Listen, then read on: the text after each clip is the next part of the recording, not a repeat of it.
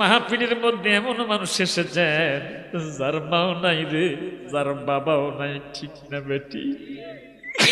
আমারও তো মা নাই রে, আমারও বাবা নাই, নিজ হাতে মাকে কবরের মধ্যে শোয়াইছি, নিজ হাতে আমার বাবাকে কবরের মধ্যে শোয়াইছি। আজকে এমন মানুষ এসেছে যার মা নাই রে, মার খাটটা এখনো খালি পড়ে আছে, বাবা নাই রে, বাবার তৈরি করা ঘরটা এখনো পড়ে আছে।